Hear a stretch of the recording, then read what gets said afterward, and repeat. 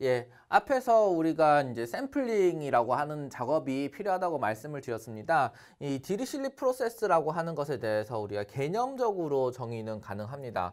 이 무한대의 차원에 대해서 우리가 아직 정해지지 않은 숫자죠. 무한대의 차원에 대해서 어떤 확률 분포를 디리실리 디스트리뷰션의 확률 분포를 우리 샘플링 하고 싶다. 이런 식의 아이디어는 우리가 뭐 가능합니다만 그러면 과연 무한대라고 하는 것이라는 것을 우리가 실제 숫자로 적어볼 수 있냐 하면 사실은 그렇지는 않은 것입니다. 그러면 이 앞에 있는 우리가 디스트리뷰션, 디리실리 프로세스 폼을 그대로 이용해서 디리실리 프로세스에서 뭔가 샘플을 하나 뽑아낸다, 세타라는 것을 하나 뽑아낸다라고 했을 때 이 세타라고 하는 것을 어떻게 샘플링 할 수 있는가, 어떻게 알아낼 수 있는가가 쉽지 않다는 것이지요. 특히나 이 디리실리 프로세스라고 하는 특히 차원이 정해지지 않은 케이스에서 이런 세타의 값을 알아내는 것이 쉽지 않은 상황이 되겠습니다. 그래서 우리는 이 샘플링을 할 수 있는 디리실리 프로세스에서 바로 우리가 이제 그 PDF 폼을 이용해 가지고 샘플링 한다기보다는 우리가 이것을 샘플링 할 수 있는 스킴을 생각해냅니다. 즉 DP라고 하는 것은 정의되어 있지만 여기서 샘플을 만들어낼 수 있는 방법을 이제 생각해 보는 것이죠. 그건 주요한 방법이 세 가지가 있는데 세 가지 중에 첫 번째가 바로 이 스틱 브레이킹 컨스트럭션이 되겠습니다. 자, 그러면 기본적으로 이 스틱 브레이킹 컨스트럭션이랄까 이 디리실리 프로세스 요 상황에서는 우리가 인피니트한 K에 대해서 우리가 생각을 해보아야 될 필요성이 있겠습니다. 인피니트한 K라는 가정하에서 우리가 확률을 뽑아낼 수 있을 것인가. 그 말인즉슨 아주 K가 많은 상황도 핸들링할 수도 있어야만 할 것이고 또 무턱대고 많은 K에 대해서만 핸들링하는 것이 필요한 것이 아니라 또 주요한 K에 대해서는 의미를 가지게끔 이렇게 만들어주는 것이 필요한 것입니다. 자, 거기서 스틱 브레이킹이라고 하는 것은 어떻게 우리가 만들어질 수 있는지를 생각을 해보겠습니다. 먼저 스틱 브레이킹이라고 하는 것을 스틱 브레이킹 컨스트럭션이라는 걸 하기 위해서 다음과 같은 상황을 가정을 해보겠습니다. 우리가 PMF 펑션을 하나 만드는데 PDF라고 보셔도 되게 좋겠습니다. 근데 이제 인피니트 초이스를 가진 상황이라고 생각을 해봅시다. 우리가 왜 프로버빌리티 매스 펑션이냐, 지금 우리는 디스크립 한 상황에 대해서 초이스에 대해서 다루고 있기 때문에 PMF라고 굳이 이름 붙인 것이죠. 첫 번째로 이 초이스라고 하는 것이 K는 1부터 2, 3, 4, 5, 6, 7, 8 해가지고 특히 이 무한대의 개수만큼의 선택지가 있다고 가정을 해봅시다.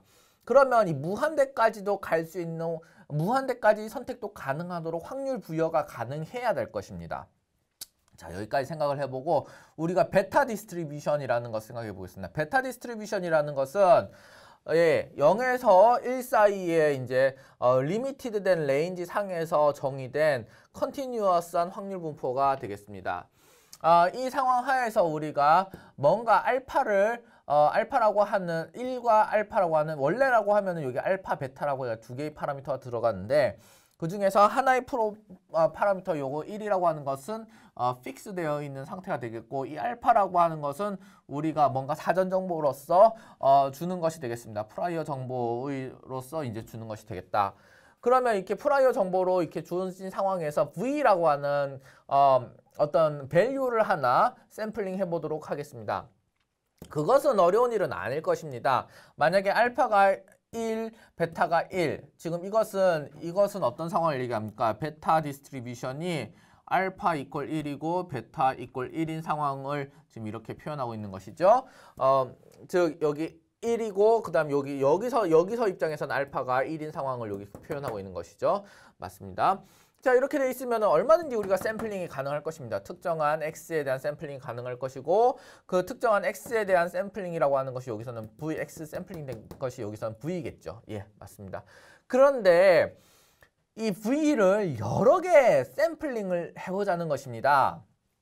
자, V를 여러 개 샘플링을 해보는 것인데 우리 VK라고 하는 것이 있다고 생각을 해봅시다. 이거는 뭡니까? 예, 맞습니다. K번째의 선택지라고 하는 뜻이 되겠습니다.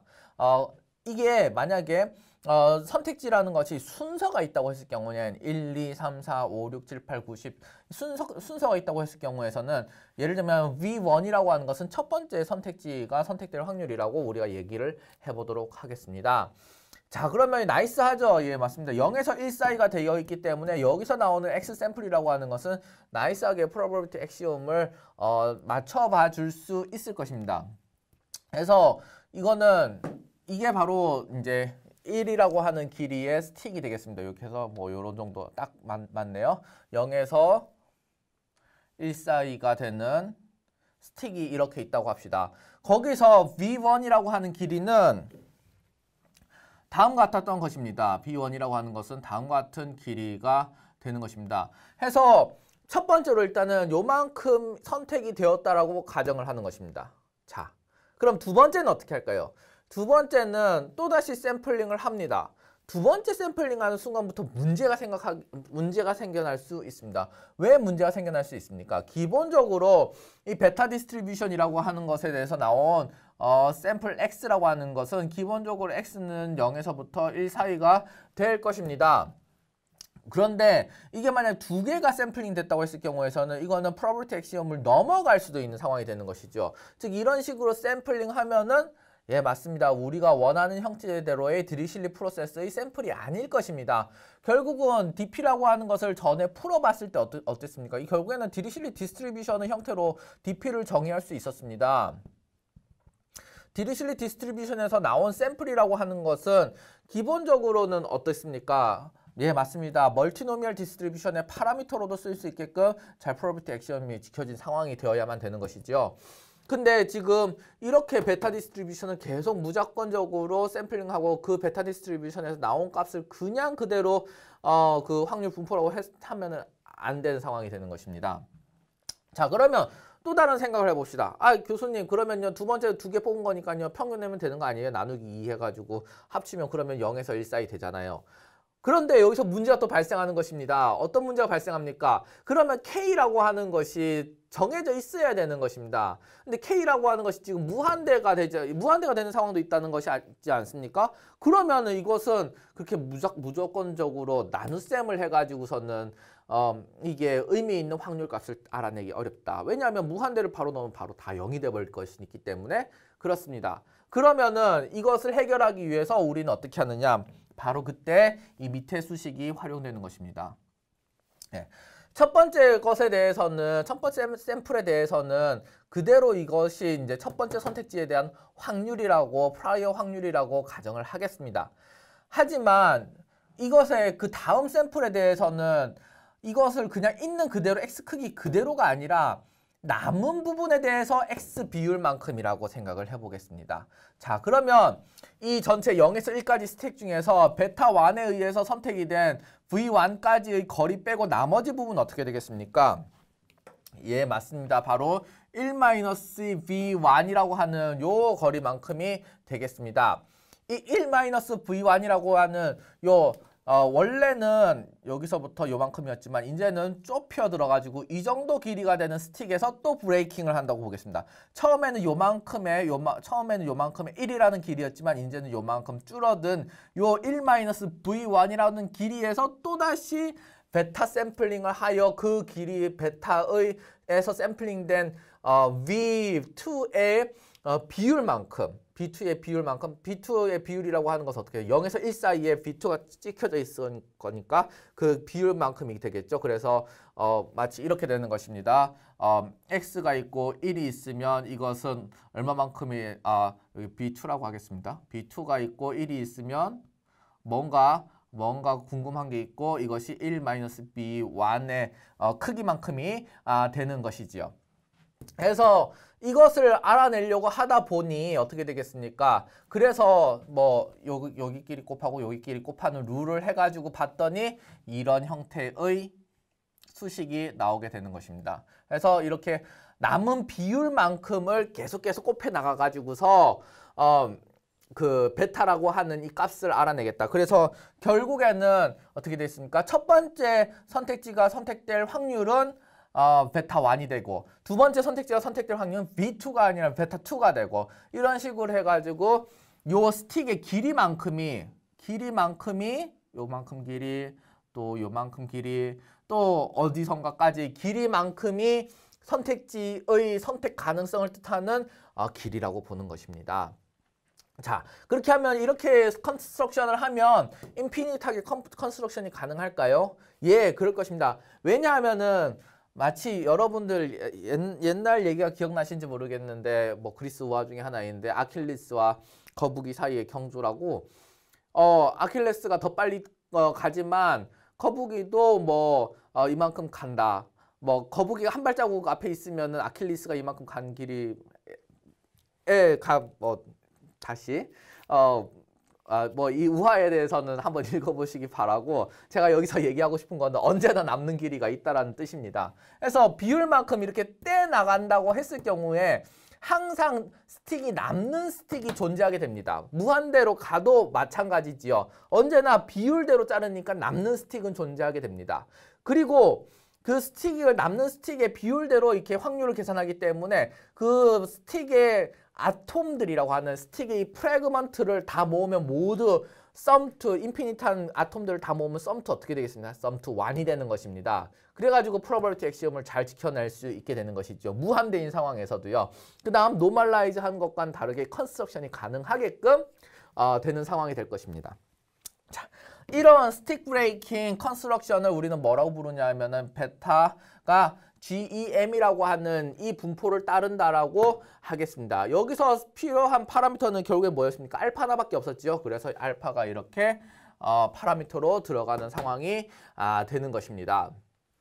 자, 이러면 우리는 이제 원래 우리가 의도하였던 디리실리 프로세스의 디스트리뷰션 이 컨스트럭션이 됐다고 보겠습니다. 예를 들면 여기서 보시면은 이 디리실리 프로세스라고 하는 것은 알파라고 하는 것과 베이스 디스트리뷰션을 따른다라고 하였습니다. 자, 이렇게 되어 있는 상황 하에서 이 베타라고 하는 것은 무엇입니까?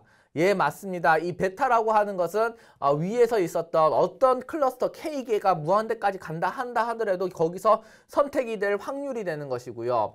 그러면 그것이 선택이 될 확률이라고 하는 상황 하에서 선택이 되는 어떤 값은 거기서 선택이 만들어지는 값은 여기 베이스 디스트리뷰션에서 분포에 따라서 나온 그 값이 되겠다. 이 선택지가 되겠다라고 하는 내용이 되겠습니다. 그래서 여기서 보시면 어떤 것이 되느냐, 이 세타 K라고 하는 것이 n번째 우리가 이제 그 브로큰 되어 있는 스틱이 되겠다라는 것이고, 이 스틱의 길이가 바로 프로버빌리티와 동일하게 되겠다는 것이 되겠습니다. 여기서 이 브로큰 스틱이라고 하는 개념이 나오는데, 이 브로큰 스틱을 우리는 아톰이라고도 볼 수 있겠습니다. 이 아톰이라고 하는 것은 어떤 그 클러스터라고 하는 것이 나눠져 있는 상황 하에서 이 클러스터의 그 프로퍼티를 공유할 수 있는 하나의 어떤 컴포넌트라고도 보실 수 있겠습니다. 그래서 우리는 이제 인피니스한 스틱 랭스도 우리는 정의할 수 있고 존재한다는 것을 알게 되었다는 것이 되겠습니다. 자, 이 알파라고 하는 것을 그러면 변형한다고 하면은 베타에 대한 선택지라고 하는 이 확률이 변경될 것입니다. 자, 우리가 알파라고 하는 것이 지금 어떻게 만들어져 있는지를 한번 생각을 해봅시다. 여기서 이제 알파라고 하는 GEM이라고 하는 이 디스트리뷰션의 알파라고 하는 값은 베타 디스트리뷰션의 베타 값에 해당하는 그 값이 되겠습니다. 만약에 이런 형태의 알파 이퀄 1, 베타 이퀄 1이라고 하는 요 상황에서의 베타 디스트리뷰션을 이용해가지고 GEM을 한다고 했을 경우에서는 높은 값의 높은 쪽에 속하는 X 값이 샘플링 될 확률이 나름대로 꽤 있습니다. 어떤 경우에 비해서? 바로 이런 경우에 비해서 그런 것입니다. 알파 이퀄 1, 베타 이퀄 3라고 하는 요 상황에 비해 가지고서 나름대로 상당히 여기 있는 상황에서는 큰 값이 되겠다. 예, 맞습니다. 그래서 요 X가 높은 값이 되면 어떻게 됩니까? X가 높은 값이 샘플링 되는 상황이라고 하면 B라고 하는 것이 높은 값으로 샘플링 될 것입니다.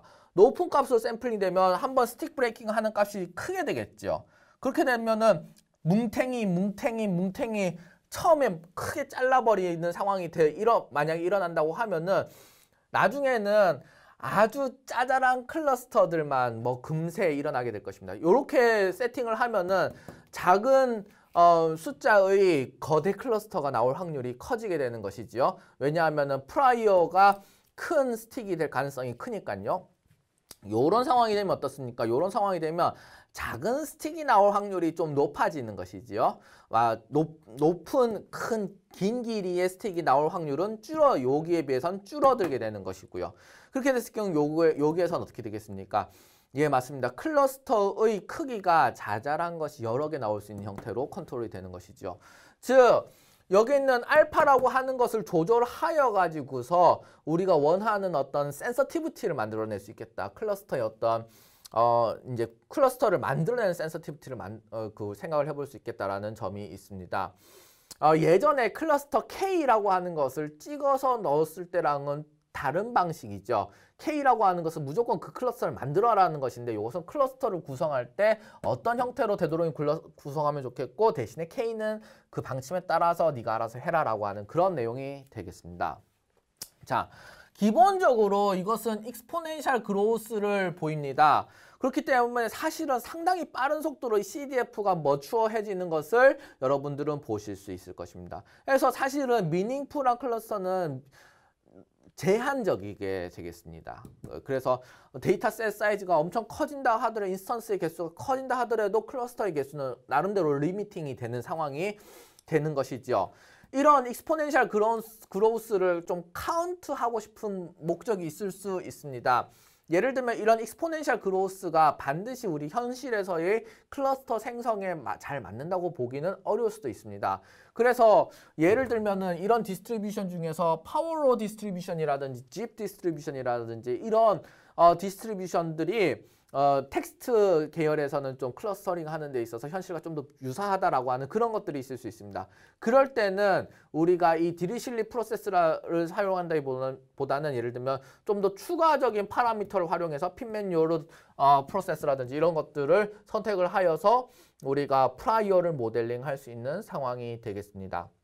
그래서 우리가 스틱 브레이킹 컨스트럭션을 좀 더 변형을 하면 더욱더 다양한 형태로서의 non-parametric한 디스크릿한 프라이어를 구성할 수 있겠다라고 하는 그런 내용이 되겠습니다.